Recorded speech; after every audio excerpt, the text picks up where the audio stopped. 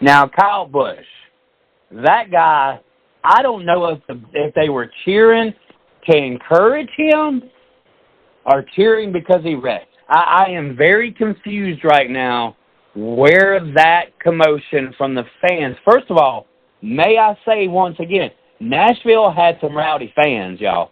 They had some rowdy fans, and they were not scared to scream, holler, and boo, okay? But that wasn't a boo for Kyle Busch. Those were cheers. And he got out and bowed as if, it was almost an acknowledgement that the haters were saying, hey, we feel for you, Kyle. We know that you were almost there. We see how tough this is for you. It seems like talk about the Dale Earnhardt luck at Daytona. Holy crap. Kyle Busch has this luck for this year. And I was fearful that this very thing was going to happen last season. It just took this season for it to happen.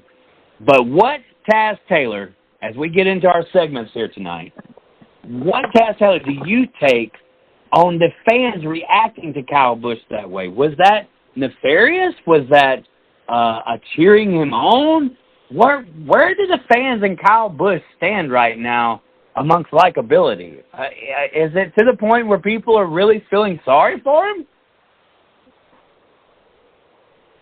I don't know. I still think I'm still ready for that one. I'm still pretty sure he has his haters. I'm still pretty sure he does. So I'm sure the ones that were cheering were probably, and more than likely, were his haters. I don't think for a second that I do think a good portion of the fans, I would say about, I don't want to say 75-25, because then at that point I'm probably stretching it. I'd say probably about 65-35 is probably where the 65% is in favor of Kyle Busch turning him over from the villain to not, I guess you could say not the villain. I don't really want to say the hero, because I don't really think he's a hero per se. But basically making him a bad guy I'm going to use wrestling terms. 65% of them feel like they turned him from a heel to a face. And the 35% said, well, he's a heel, we're going to treat him as if he's still a heel, regardless if he's more liked now because he's not racing for Joe Gibbs and the cheating Toyotas. Is how most of these people word it, but Toyotas.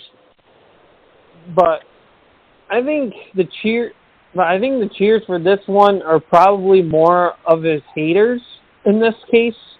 I don't really know.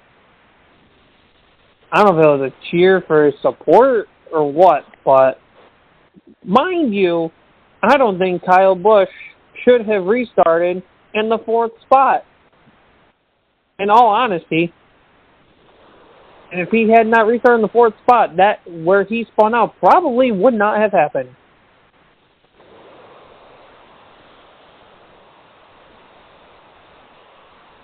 Or people were cheering for that because he restarted in a spot that most people thought he should not have been. Right. I don't think that they were mocking the guy. I think that, in all honesty, people are relating to the struggle of Kyle Busch. They know that he's better than the equipment that he's driving. They know Kyle Busch is capable of winning. But if you look at the last 4 years, you definitely look since the inception of this car, this new generation car, it's not a car that fits Kyle Busch's driving abilities, and I think that it's weird. It's weird to say that because last year he had 2 or 3 wins out of that deal. Yeah, but that's it though, right? 4 wins, I think, since this car. That car was, it was a fast car from the year before with Tyler Reddick. I just wonder, obviously, Richard Childress Racing got $110 million in sponsorships this past season for Kyle Busch. I just hope most of that went to the race car. Right?